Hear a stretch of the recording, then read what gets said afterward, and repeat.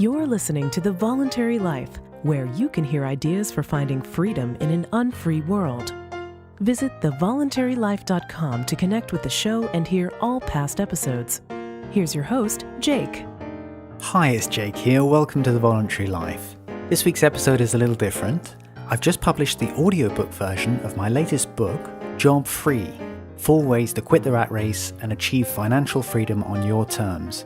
And this week, I'd like to play you the introduction to the audiobook. You can get hold of the audiobook on Amazon and on Audible and also on iTunes, and I'll put links in the show notes for all of those. If reading is more your thing, you can also get it in paperback and in ebook format on Amazon as well. I'll be back next week with another regular episode, and until then I hope you have a great week. But now, without further delay, here's the introduction to Job Free.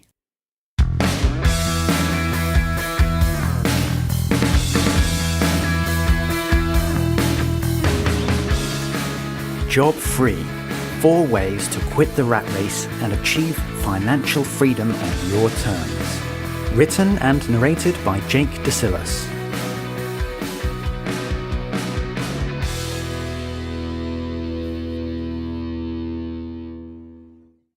Introduction. Whoever will be free must make himself free. Max Stirner. Peter's story. Sometimes a single conversation can change your life by opening your mind to possibilities never dreamed of. I was lucky to have such a conversation at a young age, quite unexpectedly. It happened when Peter told me how he planned to become a millionaire, retire early, and never work in a job again. At the age of 16, I was trying to make sense of Marxism. My parents were both socialists, and I wanted to be one too. But the more I read about Marxism, the less sense it made. I was asking a lot of questions that my mother couldn't answer. She suggested that I speak to a man called Peter, who had previously been involved in the same political group as her. When I met Peter, he was in his mid-20s and I was a teenager. He had a well-paid job in the city, London's financial centre. I visited Peter in his small Greenwich apartment, where he showed me into a room he called his library. Every wall had floor-to-ceiling shelving stacked full with books. Peter seemed to have read every important book I had heard of in the fields of philosophy, history, and politics. Whenever I borrowed one of these books in the years to come, I would find pages of his neatly written notes tucked inside the covers.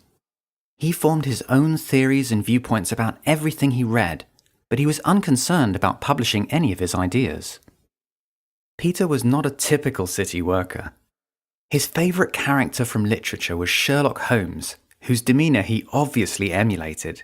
He even smoked a pipe. He rarely socialised and was awkward around strangers, especially women. His favourite activity was discussing philosophy in an armchair in his library with a glass of whiskey surrounded by a fog of pipe smoke. Peter had suffered an extremely harsh childhood in poverty. He was an orphan, adopted by violently abusive parents. His adoptive parents were ignorant and did not value education, but he had nonetheless succeeded in getting into Cambridge, one of the most exclusive universities in the country. Over many late nights, many cigarettes for me, and many pipe refills for Peter, I questioned him about Marxism. Rather than defend his former ideology, Peter recognized fallacies in the arguments. He frankly acknowledged that ideas he had previously advocated were not just fallacious, but also incredibly destructive. As a result of our discussions, he abandoned Marxism once and for all, and I gave up on the idea of becoming a convert. We became good friends. A couple of years after we met, Peter and I had the conversation that changed my life. By this time, Peter had left his city job and set up his own business.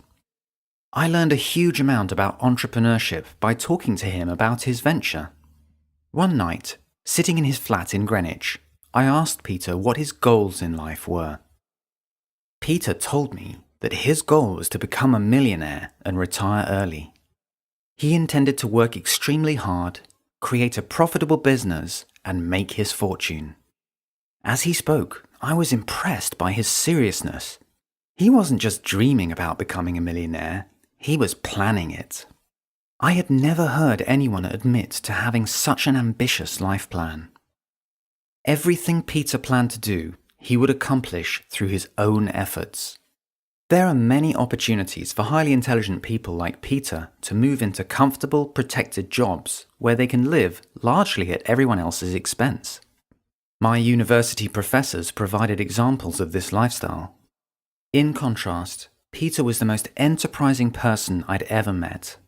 He would never compromise his ideas to fit into a cushy government job or to get grant money as an academic. He would build his own fortune and tell the world where to stick it. Peter told me he planned to quit the rat race once he had reached a net worth of £1 million. He believed in his ability to become a multimillionaire, but he didn't see any point in having such a goal. He calculated that £1 million would be enough money to give him the freedom to do whatever he wanted, which would probably be mostly reading, coming up with theories, and smoking a pipe in his armchair. This part of his plan also left a deep impression on me. Peter was planning to change course radically. He intended to become a success in his chosen career and then simply quit and do something else. Everyone else I knew was working to find belonging and acceptance within some group. Peter didn't seem to care at all what others thought of him. He was making goals based on what would bring him personal fulfillment. At the time, I was still trying to find a place for myself in the working world. I had never met anyone who planned to drop out of his career and redesign life on his own terms. Of course, I had met many people whose circumstances had forced them to find new ways to make ends meet when they lost a job or were unsuccessful. But I'd never met someone planning to be a successful dropout. Peter knew that it was up to him to create a great life for himself, regardless of his background. He saw it as his responsibility to realize the full potential of his character and to make the circumstances of his birth irrelevant. This attitude inspired me. Our paths in life eventually diverged, as I will explain later. Nonetheless, Peter taught me what it means to take ownership of your life. He showed me what it means to free yourself. His example also suggested a time frame to accomplish financial independence.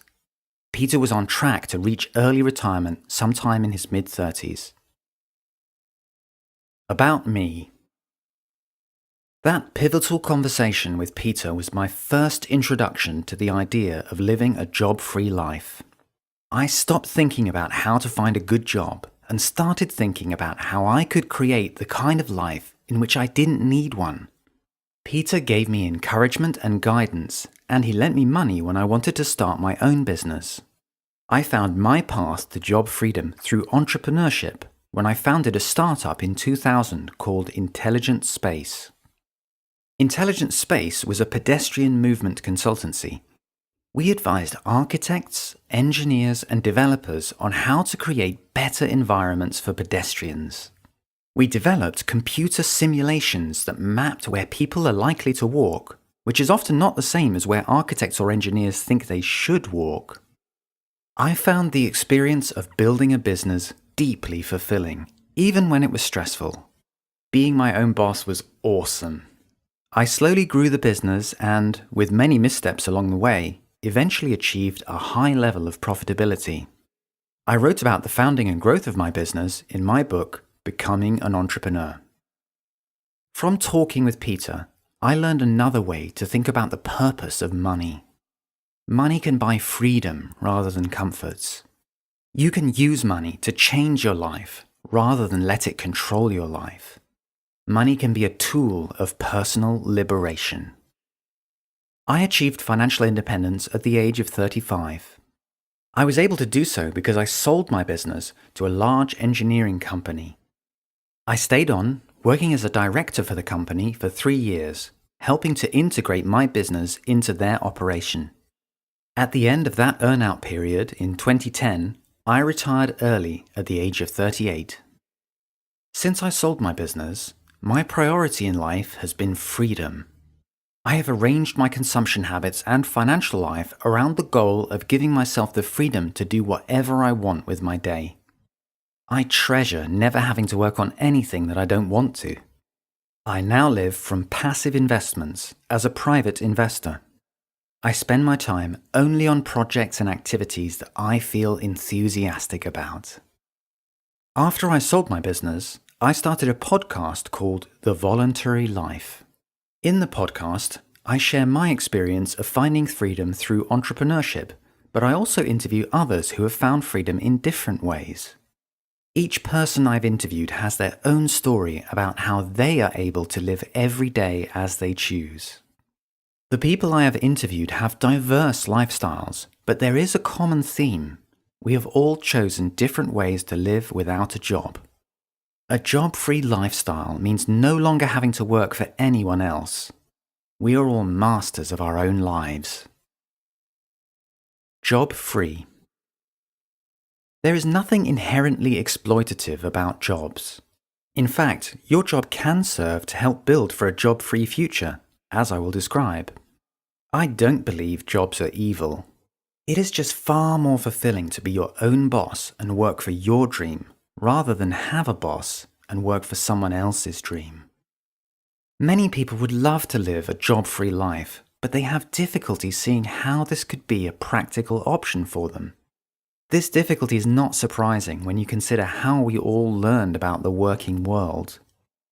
Every teacher that I ever encountered in school or university was a lifelong employee. Those teachers conveyed their own assumptions about work to me over more than a decade of indoctrination. I bet your teachers gave you the same messages. It's time to unlearn your many years of employee conditioning. A job-free life is a realistic option for everyone, including you. The simplest way to describe the benefit of a job-free life is this: you don't have to put up with any bullshit. If you're not dependent on someone else for a salary, it's easier to stand up for what you believe in. There are times when you might face moral challenges in a job. You may be asked to do something unethical by your boss, or to comply with, and tacitly condone, unprincipled practices by others. It is harder to stand up for your principles if you live paycheck to paycheck. A reader captured this challenge in an email to me.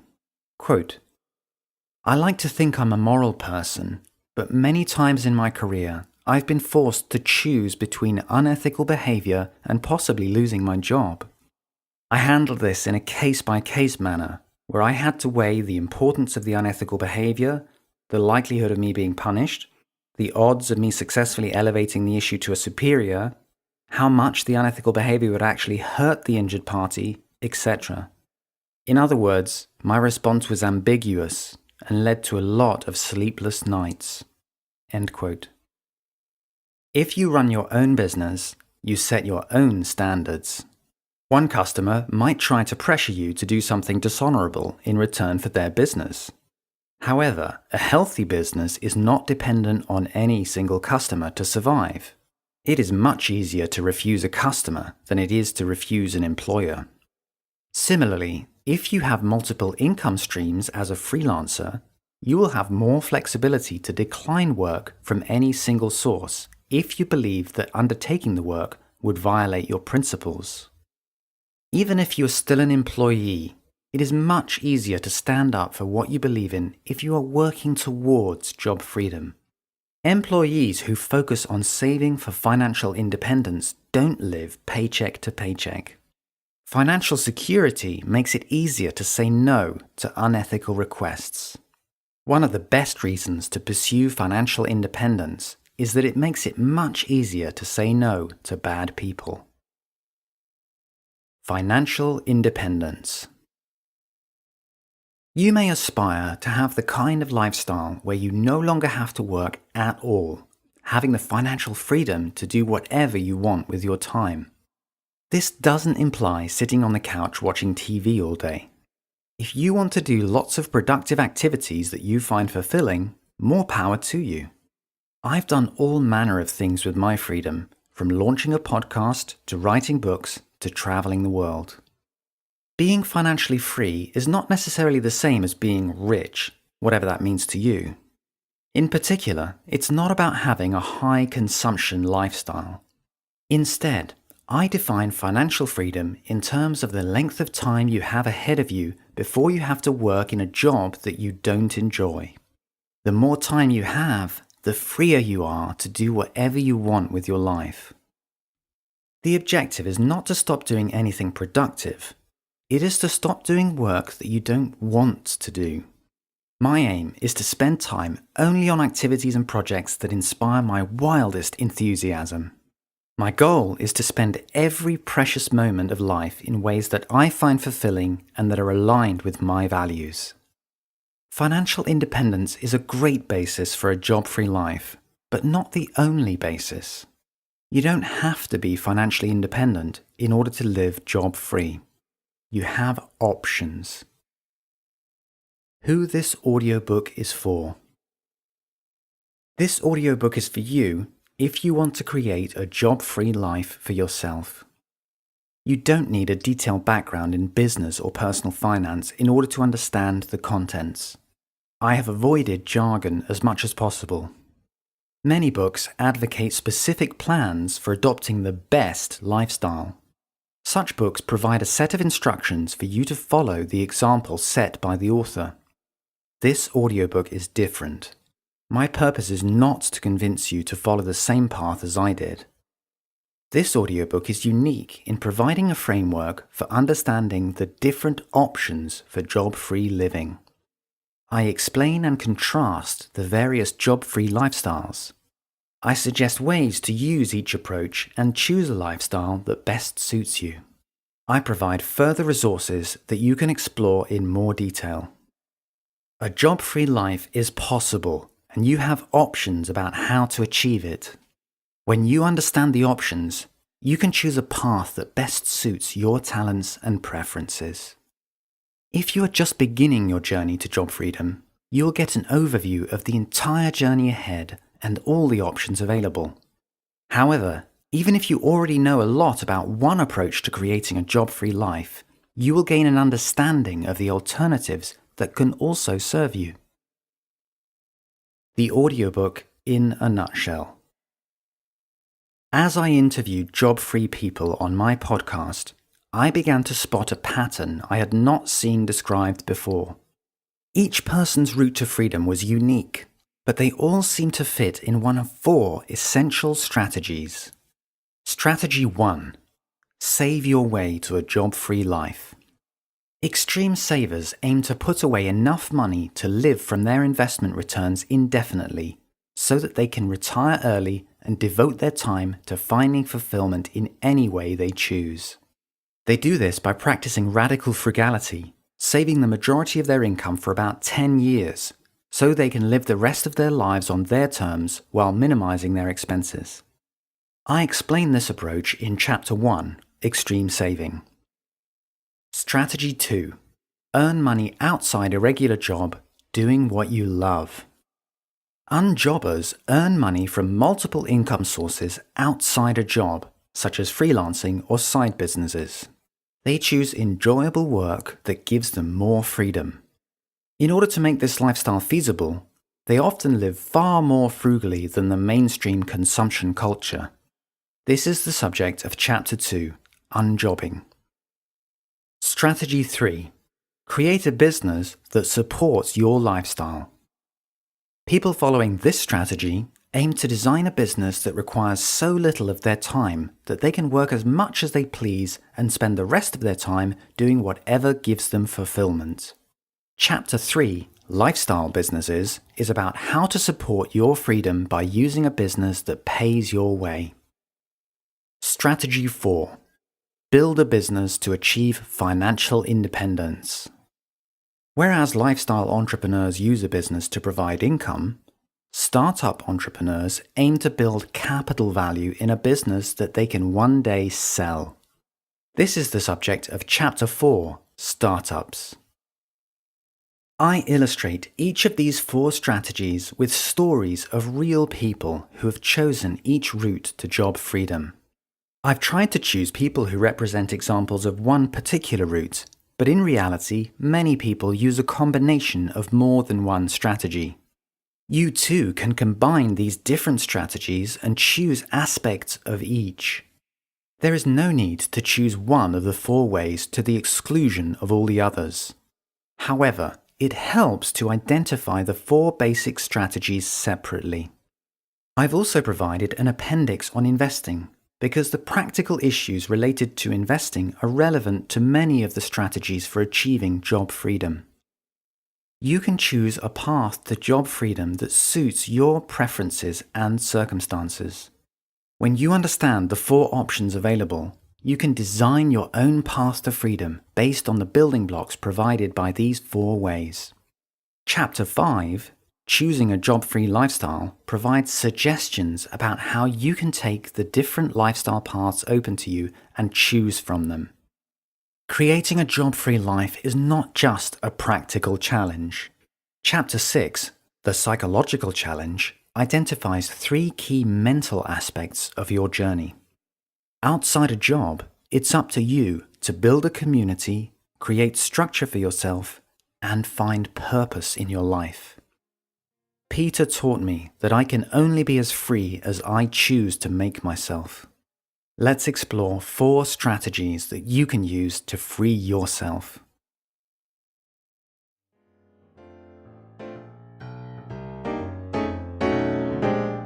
Thank you for listening to The Voluntary Life. If you have feedback about the show, please email jake@thevoluntarylife.com. If you enjoyed this program, please share the podcast with your friends or click the donate button on thevoluntarylife.com.